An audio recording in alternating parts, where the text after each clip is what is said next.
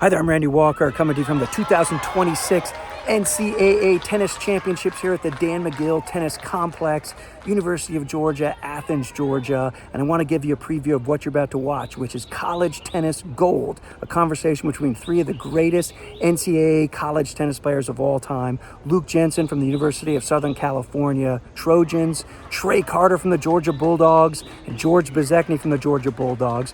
This conversation was originally going to be just a conversation between Luke and Trey to talk about the 1987 NCAA semifinal match, which I consider and many people consider the most famous college tennis match of all time, most famous duel match of all time. George Bezecny came over to say hello, and the conversation just started, and I just had to turn on the camera and start recording because I knew this was just college tennis gold that needed to be recorded. So some background on the 1987 NCAA semifinal between USC and Georgia. This match is so famous because of all the characters that were involved in the match. You had future Davis Cup champions, future Wimbledon champions, future Grand Slam doubles champions. You had an Olympian in there as well. Some of the all-time great USTA juniors, all on the same courts from court 1 to court 6. And also USC came into the match 32-0, one of the greatest all-time college tennis teams of all time, captained or coached by Dick Leach, and playing against the Dan McGill-led Georgia Bulldogs. Coming in, and USC was coming into the match 32-0. The underdog Georgia Bulldogs came through with the victory, defeating USC 5-4. In those days, you played 6 singles first, then you played 3 doubles, all worth 1 point. So it's a different format than it is in these modern times. But this match started the conversation to not have the University of Georgia as the permanent host because of the conversation being accelerated that Georgia was receiving a unfair advantage playing the matches at home. This obviously was accelerated by Coach Leach at USC, obviously because of the disappointment of his 32-0 team losing on the Georgia home courts to the Georgia Bulldogs. But as the conversation, as you'll hear, Georgia still is favored as maybe not a permanent host, but maybe a semi-permanent host or a regular location in a college tennis NCAA championship rota to be the host of the NCAA championships. So I know that you'll enjoy this conversation. Come on! I've got Eamon pissed off. We're ready to go. Let's do this, huh? Great to see you, Good man. to see you. God, It's been a while. damn. I was trying to think. I could have been here Yeah. in '87. I mean, I tried to track you down, but you were dodging me. I've seen Murphy. Yeah. All right, Randy Walker here, and I am with Luke Jensen and Trey Carter. Luke Good Jensen, dogs. former USC Trojan, Trey Carter, former University of Georgia Bulldog, and we are just going to have a conversation here about what I think might be the most famous college tennis match of all time, which was the Georgia versus USC semifinal match at the 1987 NCAAs here at the University of Georgia, which just has so many different stories, so many great characters, so many great players, and really some historical significance for the NCAA. You're lucky I love you, man. I don't know why I'm doing this. Why? So Luke is a very good sport, and so I hope you enjoy this conversation.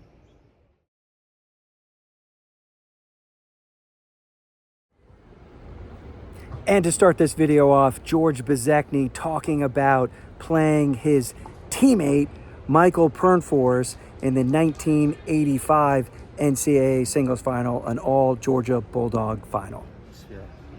Your Kennex black. Very, huh? You had your Kennex Kennex. black case, yeah. Come on. Black case, yeah. No, it was strange, and then to see both coaches sitting up there, and they just comes down and asks us what we want to drink. Coach once in a while, but it was strange, no coaching also. Yeah. So, and the crowd was, just clapping politely.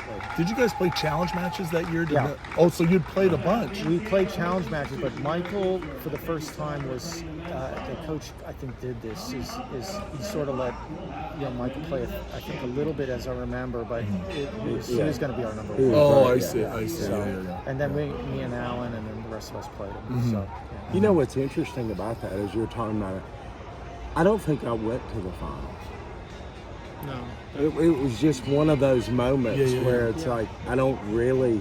I've seen them play 150 times, and it was almost uncomfortable. Yeah. Wow. Yeah. Wow. I know Alan felt that too, and Dean wasn't really there. Yeah. And we played so much. We had wars and the battles and the practice matches, and for me personally, I mean, you guys were great down there, but playing against Mike and Alan, and these practice sets and matches, especially with Mike, we stayed consistently at the practice, and play these it's not drilling, it's just So, and his level was unbelievable too. He had his gear, as you know, but just amazing. I'm playing him in May, and then next May I'm finishing school. I'm watching him in the finals. I know that. Yeah. And then in October he comes to visit. He's like 60 in the world already. But the level is just unbelievable. Yeah. But I'll tell you that this whole thing, the atmosphere with Coach, what he created. Oh, yeah, it's unbelievable. It's just amazing. Yeah. So I mean, before him, it was really California, Texas, and some Florida. Yeah. You know what I mean? And what you see from the SEC, where it just means more, that whole tagline. I mean, it is a different fan base. It's a different commitment from the schools financially. They want to win in every sport, in every way, and it's just, just Coach out here. It's just, I still can see him. Yeah. Coach McGill out here. Plenty of pepper. Yeah. What was it during that final? So Coach and Manny, they just sat on the sides, and Manny came out and gave you. Coach's corner, their feet are up, and they're just, Coach might have been celebrating still a little bit. Yeah. I say that. I like to think that it was Special Cokes. It was like they were watching us the practice sets. So it was strange. Being roommates, teammates. It was great. Georgia was assured a championship. Yeah, you're right. So that was the sort of the tagline. No matter what, Georgia was going to win. Yeah. Coach loved that, of course. But it was extra because the team title, how much it meant here, and for Coach's first team title, and I felt like that championship was for not just us; it was for the whole guys before us. The history that Coach, just cherished so much. So for other than Trinity, maybe I can't remember a team title outside of California. Well, I know Miami had a run, right, for a while? Not team title. No, not in team. Okay. It's the first one since Tulane in '59. There's some stat there. Yeah. Wow. It was all California. Yeah. And then of course the I don't know. I tell Did this to Trinity people win several it? It years. seemed like they should have won it with the Trinity, Godfrey I don't know if they brothers won and it. Stockton. They won it, I think. In Godfrey. Godfrey was has it. loaded with team. But the first, our title was the first. I found this out some years later. Our team title was the first NCAA team title in the school history. Yeah. So I said, what about football in 42 and 80? He said, no, it's on votes. So it's the first officially NCAA team title in history. So it's 1785, the school started. 200 years later, it's 1985, first NCAA team title, and it's Coach McGill. Oh, that is But we let gymnastics lit up. And then everything, it was funny. Everything lit up then. Gymnastics went on a run, swimming. Yeah. And then we had a pretty good 87. Whatever year, that was a boycott year. Watching that, I sat and watched that, and I was like, oh my God, that was tough. Yeah. You were here for that? I was here, and just watching. I was telling some people that were talking about this championships and stuff. I said that USC team was loaded, so good, especially doubles too, and just the crowd and what he says. I talked to him a few years ago here, and I said, "What do you think about having a Georgia here?" And he was so gracious, saying, it should be here. And I said, all you went through, and it was so hard, especially in '87, and that he says it still should be in Georgia, and he's a big fan of Georgia, and so You're a good man. It's the greatest memory you'll ever have. I mean, because unless you play Davis Cup in South America, where they have the horns and everything like that, I mean, especially back then when school was in session. Yeah. So the students and the other athletes, and you're picking up your towel, and there's some beer on it, some other substances. You're in a different arena. This isn't tennis anymore. Yeah. Right. You're in the arena. Yes. And you it's remember just it fondly. Oh, I remember like it was yesterday. Yesterday. No, I know you remember it well, but you remember it fondly. You don't. No. If it wasn't for that moment, I don't think I would have been the pro that I became, just because I knew up to that point I thought I was working hard. I thought I was committed to big match like mindset and how you meet the moment. But I just remember I was kicking Enox's butt, setting the break points all over the place, and I think I've got this thing in the bag. I'm going to go and mess around with the fraternity boys on the rail in the front row, and I just lost it. It got away from me. And I remember because of that whole experience, by the time I got to you in doubles, you guys were, like I said, we were lit up. You were already at such a high level. My best couldn't do it. It wasn't aiming. I just didn't have the game at that point. I don't remember it that way, but I do remember being lit up, and I remember TJ lost. I lost to Melville. You lost to Enid. The only person that won in that doubles match in their singles was Eamon, who beat TJ. And every single one of our matches, like 4 in the third, 5 in the third. Well, Rick Leach won pretty quick. On that doubles court. On the doubles court. It feels like, when I remember it, I'm sure I don't remember it totally correctly, when we walked onto that doubles court, everything was settled. I don't know if they were all done or virtually done, but when we walked on, we all knew this was the match. No doubt. It was 4-all, and here we go. Eamon comes up to me. We talk about the 12 and under national, where him and Fishman beat me in Carnabat, 5 in the third, and we kind of had a chuckle. It was an anxious chuckle. TJ's growling. I'm starting to growl. It's like, okay. And I've told this story a number of times, Luke, and it makes me it's humbling and gracious. Y'all are the best team that we ever played. And we lose to you.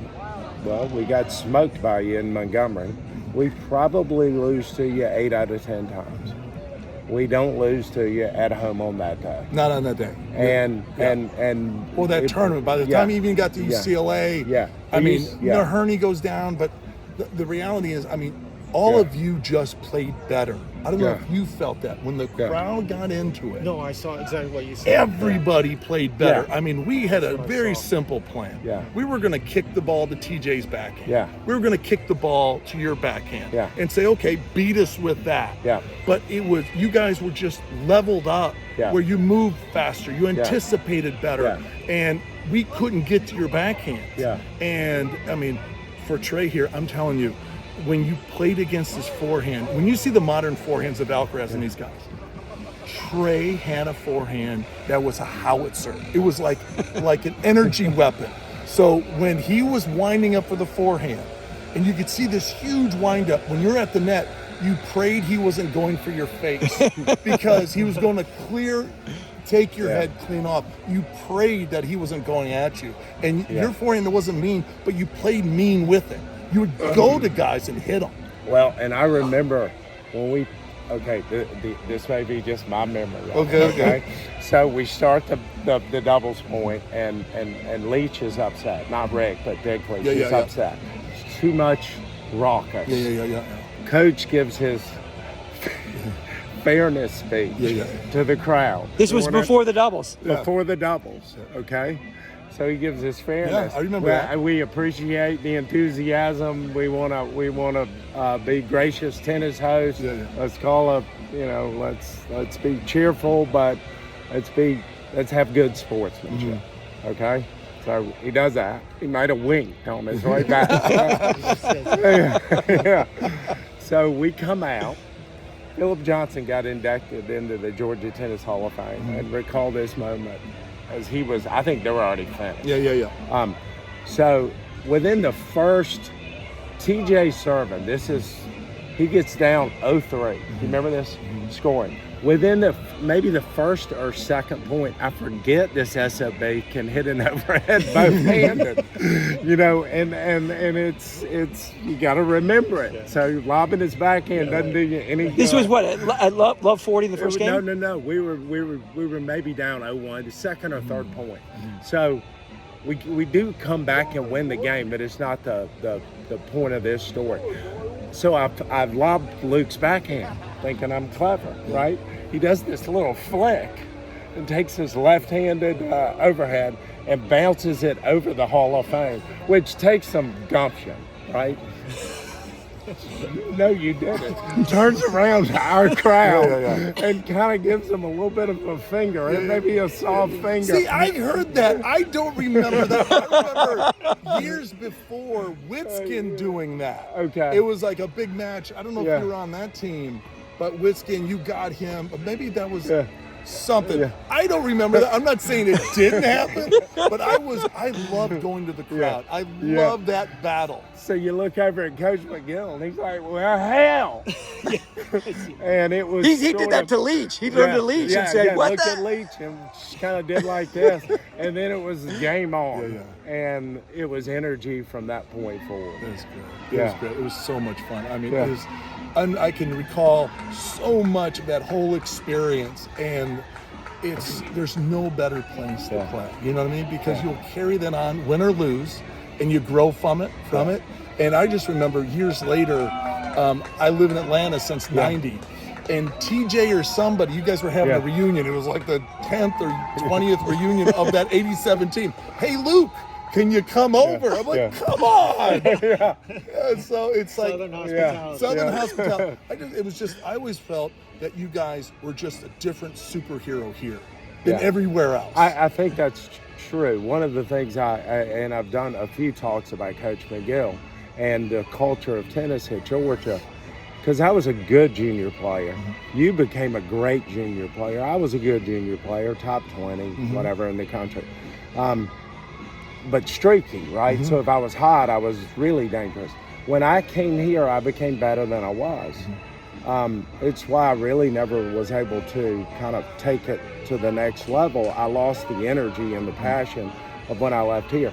Georgia, and whether it was Coach McGill, and there's nothing specifically that he said, maybe it was the crowd, maybe it was your teammates, maybe it was the culture. We were used to winning. We became better than we were. And I think what y'all saw on that day in this stadium is we were better than you expected. And better than you saw Blue Gray 2 months ago at the Blue Gray. That's the MO of Georgia was with Coach before us. Those guys were never top juniors or anything, and then there they started competing and getting in the top 10, and then that one year they got to the semis here, and California is the standard, all the California schools, and these guys got to the semis that one year, and it's like amazing. But it's just so true what you just said. And but we didn't have players like Luke. No, Luke's the California guys had the pick of the litter, so to speak. Right. And I mean, look at Luke now. He can run through a wall. These guys were strong. I was just a lanky, wiry kid that had a little whip on his forehead. But always looked at those lineups and Stanford and USC, UCLA, and just such powerhouses. Just unbelievable. Up and down the line. But we had great duels with Stanford and Pepperdine, UCLA, all these teams. But I still think even then, that the SEC schedule and even having to play Clemson and Creasy, those are wars. They're absolute bloodline. You're playing Florida. You're playing all the Tennessee. And they were mean crowds. Yeah, that's what I mean. Yeah, they would sing. They would single you out. Come in here, and it's just like I really think. I mean, Coach Leach had brought so many good teams in here. I mean, elite teams, and lost to Georgia. It was in his head. Instead of going out there and just finish the job, finish these guys off. And it didn't really affect me in the sense where I think it was just so much history with him. I have very few regrets about that match. But one of my regrets is when I look back on it, and I think that tournament experience, not just this match, but Ricky and the losing to Caswell and this thing that happened. I worry that tournament tainted the NCAAs in Athens. Well, that was Coach Leach. And that's when it was sort of the train left the station. And Randy and I were talking earlier, if there wasn't so much frustration and anger built up at that moment, and 3 or 4 years later, he wins it with Jonathan Leach. Maybe it's a different, maybe if we didn't act then, it's a different outcome in terms of the tournament being in Athens because he won it in Athens. But it just went how it went, and I get it. I've told Eric, I've talked to Eric about this a few times. Eric Amon, yeah. And Eric was one of my best buddies from the juniors, and really had a strong reaction to that match or that experience. And I said, if I'm on your side of the fence, I'm as mad as you are. But what's in the best interest of the game? I think I can look at that as an adult. I don't know if I could have. I just remember at the time, even in the loss, is that now I'm playing on the tour. I didn't come back. They wanted me to come back. Murphy was coming in. Byron Black was coming in. But that loss gutted me so much that I could not face it. I still have the racket that I destroyed. The Prince Boron. That I destroyed after that match. You and Enix are the only two human beings to ever use the Prince my Boron. nemesis. Is he still here? Where is he? Break him in two. Wait, so you still have that smash racket? Yeah, I got that. That you smashed after the doubles? Oh, yeah. Where do you have it? Trophy case. There's one trophy and it's the broken racket. Can we put that in the Hall of Fame? Well, I bet you'd like it in the Hall of Fame. Yeah, that's right. But it was just the atmosphere to have everybody, win or lose. And yes, it's a home advantage. But it's a lot better than when Coach got it moved to Palm Springs. Nobody's there. No other. It's not a tennis tournament. It really is what Georgia built here. Everybody, the administration, Coach Dooley. I mean, think about how much does an athletic director, who's really a football guy, believe in tennis? Well, I mean, Luke, you tell me. You played. When are you playing in front of that many people? A 1,000, I guess, maybe a 500,000. I mean, there's not a lot of moments for a tennis player. Those are tennis fans. These are SEC football fans. It's a different animal, a complete different beast. And so, yes, you guys have an advantage, but man, I want to beat you here. I mean, I talked to Brian McPhee. I talked to all the guys who did beat Georgia here. John Leach. It's a huge moment for them because they overcame it. You talked to Texas A&M, the women, what they did last night. What a phenomenal match. Huge that you have to level up to a place that maybe you've never gone to. And so I wish it had always stayed here.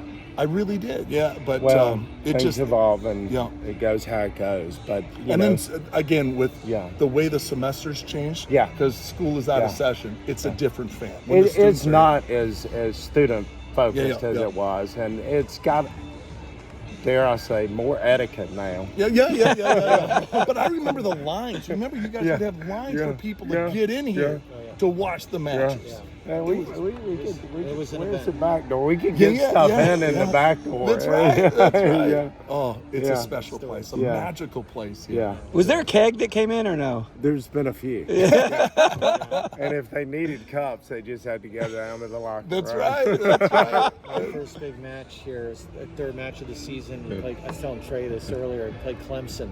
So I'm on 4, playing on 4. And, I know the big crowds and all that, and I saw the videos. And then I couldn't get used to the crowd erupting when I'm in the middle of a point. But anyways, that was going on and on. And John Mangan, our number 1 player, he's in a fraternity, and all his fraternity guys were there. And he won. He beat Mark Dixon, who was like a top player. Went on to become U.S. Open quarterfinals. Excellent. And so it was a huge win. So all his brothers, this whole front section just spilled on the court, and there's a keg sitting there. I say, oh my God, no wonder. College tennis, baby, in the 80s. Luke, if you look at the court that made up that doubles match, you've got TJ, me, you, Eamon. Every one of us, arguably at that point in our career, were very emotional. Oh yeah, tennis players. Yeah. And if you go through Georgia's lineup, Enix wasn't a terribly emotional player. Phillip wasn't. Boydum wasn't. You got down to the pit. Me, Mike Morrison, and TJ were all emotional tennis players, and we thrived in this role. Yeah, absolutely. So that and that really lifted TJ and I, and maybe I would have I got the sense that you sort of thrived as the villain. Oh, I loved it. I with those guys. Loved it. Yeah, and I don't know how it affected Eric, but we all, I mean, the energy permeated those four people as much as it could any tennis players. But we were so emotional. Anytime you had an opportunity to get tight in that match specifically, Yeah. you know, and there were moments, Yeah. and we were just pressing you.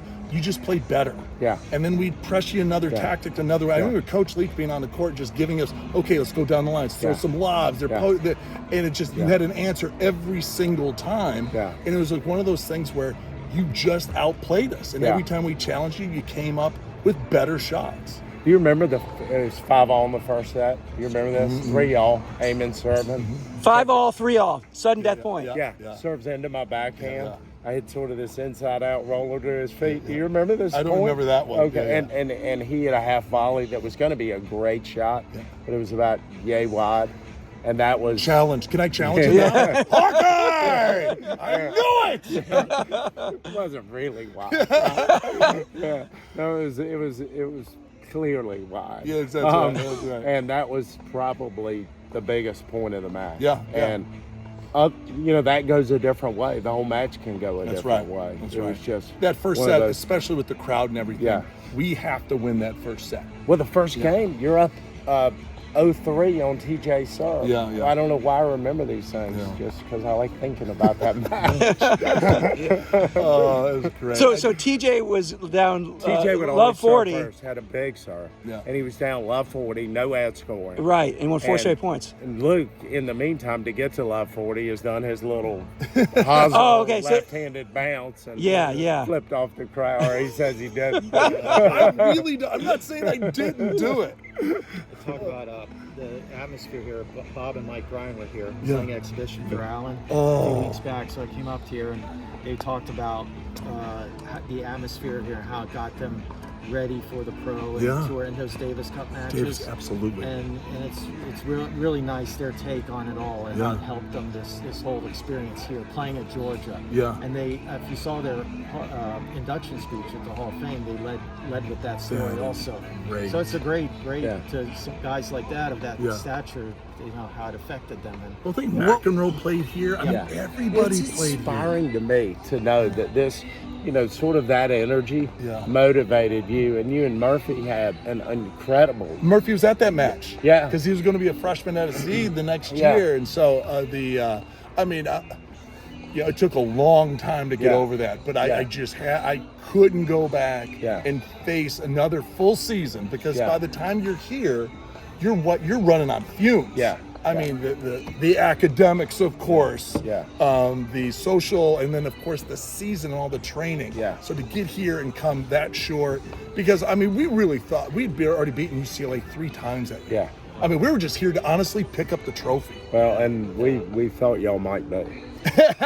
We really did. Y'all were that good. They could. Yeah, I mean, you start getting the good. greatest team of all time, and that kind of got us going a little bit. Yeah, absolutely, no greatest doubt. team of all time. Yeah. But if you go back, Leach had to have a Grand Slam. Mm-hmm. Melville. Oh no, he's got a bunch of Grand. Yeah. Melville got to the finals of Wimbledon with Leach. Yeah. And then I got a French with Murphy, and then Eamon at 6 was a '84 Olympian for the USC tennis. Yeah. So we had tons. I mean, just it was stacked. And 7 and 8 probably. Oliphant, was he there?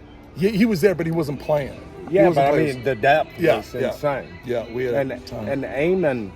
I mean, Eamon owned the juniors. I mean, he was probably John Karras. Remember him? Yeah, he was for great. us. Yeah, we had a sweet Jonas Walgard that year. Yeah, and so it was. I mean, we honestly, I'd have to look back, but I think we only played in the entire season. We were 32-1.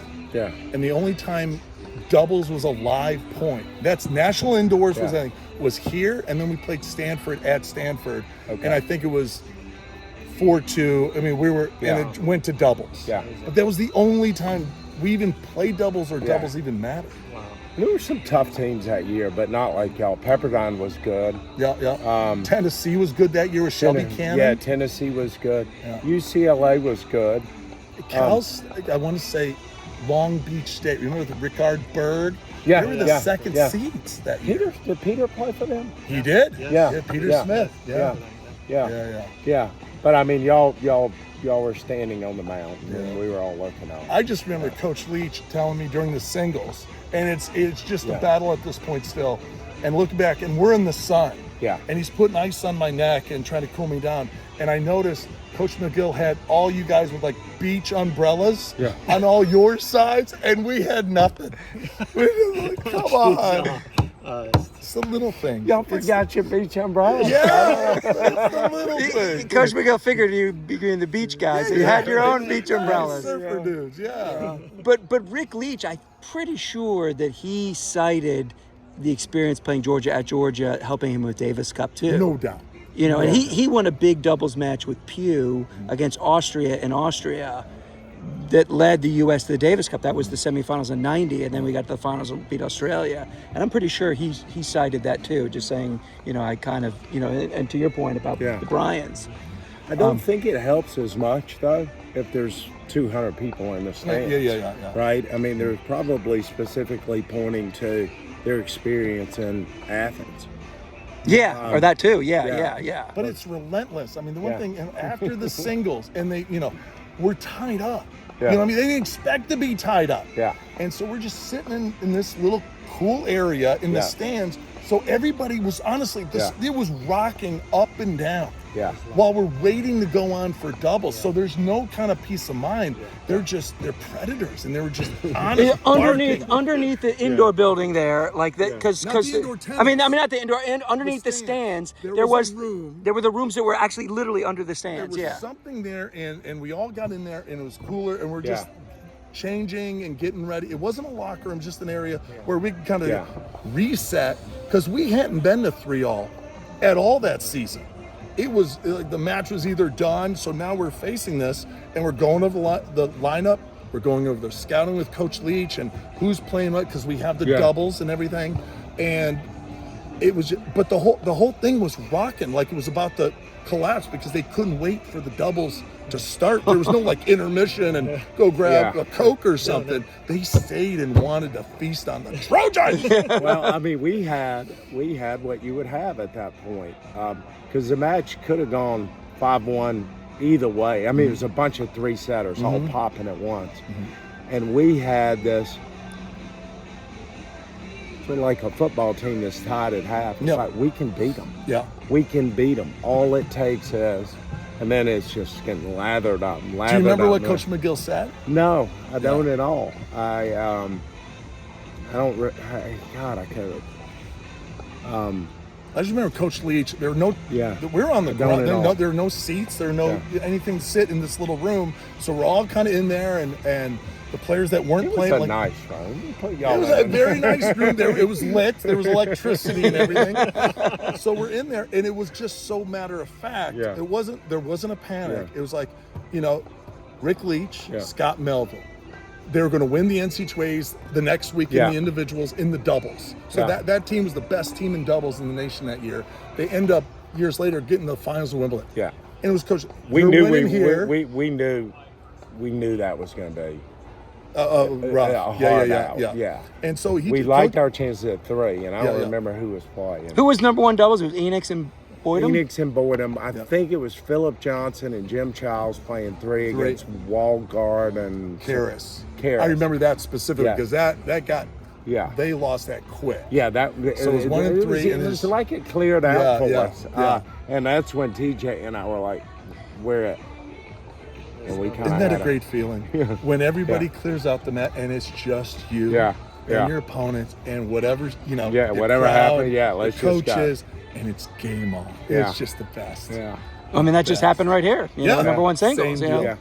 deal. it's almost like the kind of the analogy that I just thought of, and excuse me for saying this, Luke, but it's almost like the USA hockey team in 1980, where they got crushed by the Russians at Madison Square Garden a couple weeks before, just like you guys crushing Georgia, at the Blue Gray, and then kind of the miracle on ice, coming back, beating the undefeated Trojans on, American soil, on Georgia soil. I mean, it's kind of an interesting... It was a lot. I mean, USC and the Russian, that lines up.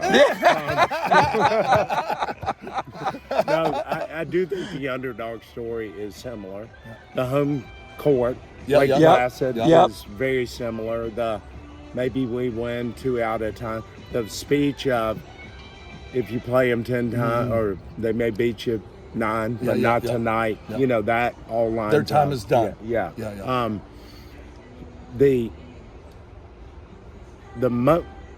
The moment we got out here and we were just playing tennis and it was us against y'all, it felt like a tennis match that all we have to do is find a way to win. And you would have had the reverse, right? If it was you were an underdog. We never thought we were going to lose. Yeah. I mean, there was no. I mean, Eric Amon was just. He was so another guy, feisty. Oh, he was tough. He and mentally, strong. All but of see, it. that was the thing. That's what's ironic about that match. Every player there. Had a history of elevating their game under pressure. I specifically, this is years later. TJ then got on the tour, and we played in a doubles match in Sydney, Australia. And I remember specifically thinking, and now I wasn't playing with, I was playing with this Australian Laurie Warder, and I forgot what round, but I wanted to kick TJ's butt so freaking bad. He had the Mizuno racket by then. He's going around. Oh, he was so cool and slick, looked like a supermodel. And I was just, I wanted that payback bad. Did you come back? You didn't come back after the next that. year. You did come back the next year. No. I was done. That hurt me so bad that it was like I came here to win a national title. A lot of y'all didn't come back. Well, Leach was gone. Leach graduated. He left. He graduated. I think he either graduated. No, I think he played the next year, actually. Yeah, I kind of remember him being on 88. Walgard maybe 2. Melville, one more year. Melville probably played one the next year. Yeah. I think the next year they got to the semis and lost to Stanford. Okay. And then the other semi was LSU and Michigan, I think. And we lost to LSU. The most depressing loss of. Oh, really? Don't get so excited. Oh, wow. I love that. I love it. It was one of those that just suddenly ended. Yeah. It was the last college match I ever played. But Trey was telling me earlier that in his 4 years playing NCAA tennis here, 2 national titles, that he only lost 2 singles matches on the NCAAs here, and it was to Melville on the 87 match. And Robbie Weiss. 2 NCAA champions. And his last win was against Donnie Laycraft at LSU, number 4, who then went on to win the NCAAs the next year. So, I mean, that's a hell of a story, TJ too. and I were sitting in that locker room waiting because Coach had dubbed us the SWAT team after our match. So we beat Buff Farrow, and somebody at 4-all against UCLA the first round. In 88. We were sitting in the locker room waiting to go on. All we needed to do is win one doubles match against LSU. TJ and I are like, okay, this is our world, right? And we lost all those matches. We never walked on in the court. That was just, Wow. I remember that, Don't look so I'm telling you, moving to Georgia in 90, it's hurt for decades. You have no idea that. And I'll run into people, I'm telling you, more than you think. That was at that match. I remember you were at that 87. I was at that 87 match, and this and that. The most random. It's so interesting. People that I'll run into. So I go, that match, I was there. Well, that's what I mean. Where I was saying, this might be the greatest, the most famous college tennis match of all time. A moment in time for sure. And also just the implications of the NCAAs. Moving. Perhaps it's McEnroe, Sadri. There are a few, but if you look, from a dual match. From a dual match. Certainly the biggest one as far as I'm concerned. But you know what's interesting, Randy, and I don't want to go on some international American tangent here, but TJ, me, Luke, and Eric, had all known each other since we were 12 years old. Yeah. It puts a whole new. I've known Rick Leach forever. I had known Scott Melville for a while. I'd known everybody on that team. It wasn't like this was just California people I'd never seen in my life. And the guy came in for the semester. Yeah. Because he was playing in Europe, getting points and something. Yeah, and we just signed him. Yeah. Hey, welcome. How do you spell your name again? Who are you? Right. No, you spent years, your entire youth with these guys before you get to school. Yeah. And I just remember showing up with Brad Pierce, who played at UCLA. Brad Pierce. We were great friends. He went to UCLA. I went to SC. And I remember we're playing the All-American at UCLA, that tournament in the fall. I just come from the U.S. Open, and I'm talking to him.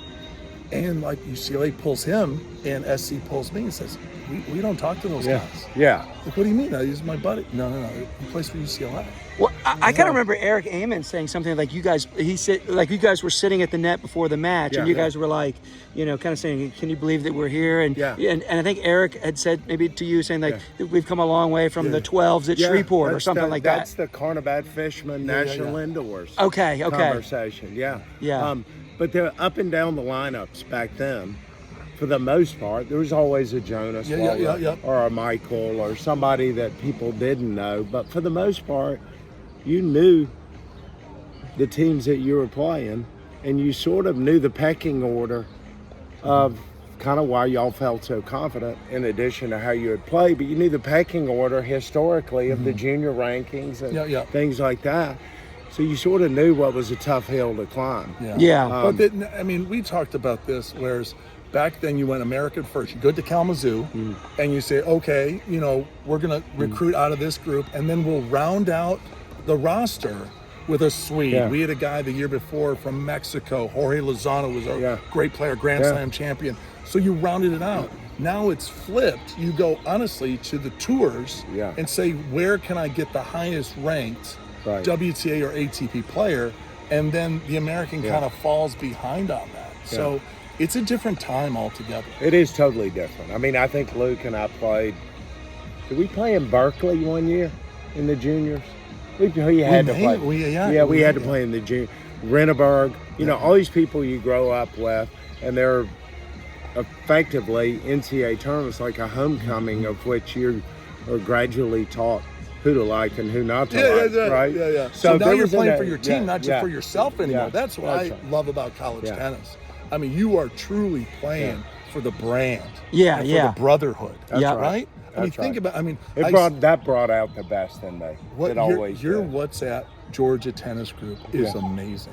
And how many players come back? On it? I'm not lurking, but Murphy's on it. Murphy's on it. So and every time the Georgia football team throws an interception, Murphy's like, man, these guys are holding on way too tight. It's Memphis. Okay, we got to relax against Memphis State. We're going to be fine. But it's that brotherhood that you all come together. In the reunion you had a couple years ago, you had like over 100 players come back. Yeah. That's what I mean. It's unbelievable. Don't you think that's unique to Georgia? I think it is. But I still say it's Coach McGill. Yeah, it is. Instilling the love is really the godfather of it all, all of college tennis. The women have done amazing, but he puts the Hall of Fame here. He gets Kenny Rogers involved. He gets Kim Basinger involved. She was a ball kid here. You get Herschel Walker comes out. It was a big deal. Tennis was a big deal. You know what so everybody did that little huddle before the match. And do you know what he would say? No. He would say, all right, man, let's represent ourselves like champions. Let's call a fair match. And for God's sakes, don't cheat Georgia. That's hilarious. Everything was never about us. It was never about a player. It was never about individual success. It was never about tennis, so to speak. It was always about Georgia. Well, they're father figures, right? Manny Diaz must be a father figure to you. Coach McGill, Coach Leach, father figure. I would be playing a match, and I called him tight. I just called him tight. I remember playing Steve DeVries, Richie Renneberg in matches, big matches, and I'd miss a call. We missed calls, and Coach Leach would overrule me and say, you're not that guy, and you're not going to be that player, and we're not that team. And he'd overrule me. And he just, because in the moment, I'm scrapping, I'm clawing for every point.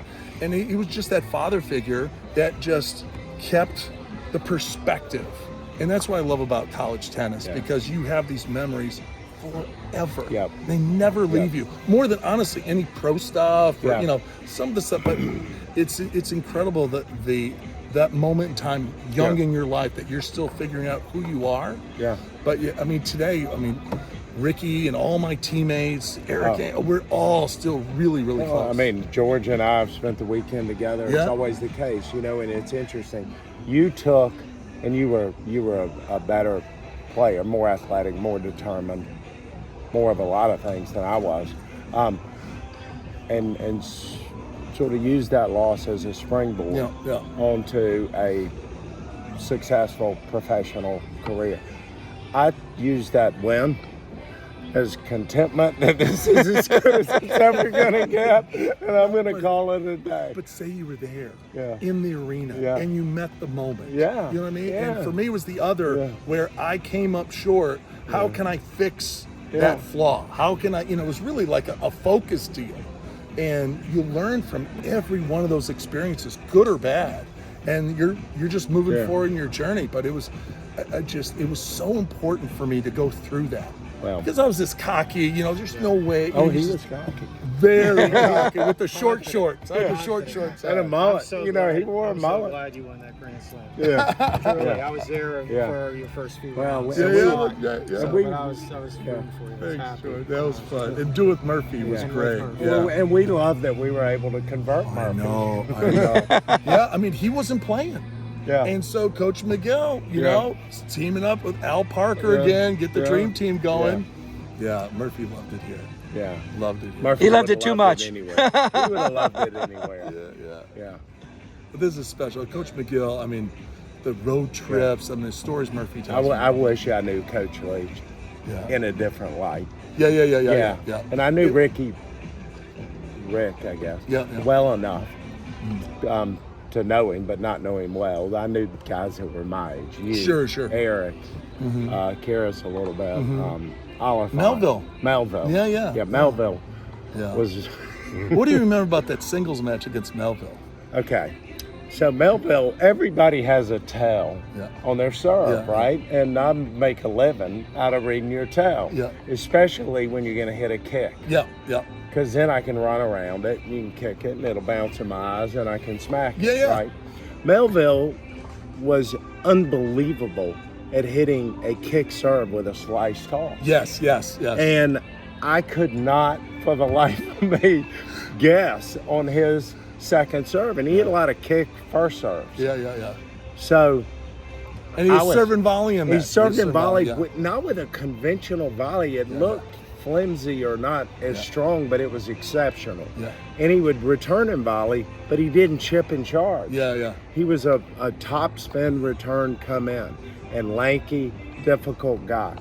And Melville, there are not a lot of guys that could get in my head, and I don't really know what Melville did to get in my head, but he got in my head.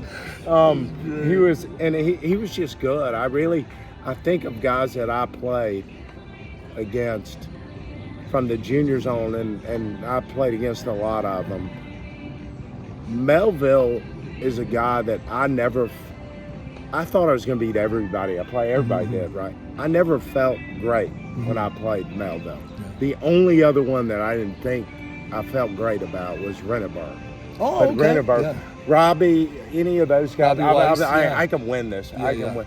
Those guys gave me trouble, and they took the ball early. Yeah. They came in, and they didn't let me dictate the point. But Melville was tough for me, even on these slow courts. Yeah. Oh no, which we like to make them slow. Yeah. That's another thing. Coach McGill, baby, put the sand in there. We want sand in there. We like to make them slow. And I had the entire Sigma Chi fraternity sitting on those bleachers, just calling Norman Holmes or Norman Bates. Norman Bates, everything. He loved they it. Could think of. Loved it. Oh, Melville loved the interaction. You could not rattle him. Yeah. And because we had this thing, so we knew, again, kick it up to your back end and everything. So I was on the center court, and then you could hear it because even though you're below, Melville, whenever he'd get a point on your backhand from kicking, he'd say stealing. Stealing! You're stealing! He said it out loud. Oh, yeah. Stealing! So I could hear him because when he's saying that. And then the other thing is, he would say, he'd want Trey to just catch it. You're embarrassing yourself. Just catch it. Don't even try to hit it. He said that. Stealing. He said that. He said that out loud. Like and then, so I'm down a set. I'm up 5-4. We're on serve. I hadn't come close to breaking him. And we got a 3-all point in the second set. He kicked up to my backhand. I got over it, hit it low. He hit what was effectively going to be a half volley rocket winner. Like he didn't really dink those shots. No. Yeah. And it hit the top of the net and didn't go in. And I was like astonished. I just won a damn set off Melville. Yeah, you're right. And then I thought I was going to beat him, but it didn't. Yeah. It didn't go that way. Yeah, he was so intelligent on the tennis court. He would give us strategies against because he knew everybody. He studied everybody's game. Yeah. He was a handful. Yeah, he was a awesome. tough guy to play. Awesome. Great seeing you, buddy. Man. I'm so happy. This is college tennis gold here. I mean, like I was gonna ask you guys questions, but I mean, like George just popped in, and you guys I gotta put on the camera for this. This is gold. No, it was good that you crashed it. I thought that was a rehearsal. That's the rehearsal. Okay, now we'll do the interview. I would have loved it. Just standing here listening. These two guys. Yeah, no. All right, well, George Bezecny, 1985. NCAA singles finals, NCAA team champion. Luke Jensen, 1983 French Open doubles champion, and NCAA semifinalist in 1987 team. And Trey Carter, two-time. He's got two natty in the headlock. He's got two natty rings and all-time great. And as I always say on the WhatsApp chat, that Trey is the poet laureate of Georgia men's tennis. Every time he writes something so eloquently and so good. good spokesman. All right, that's a wrap. So great conversation, guys.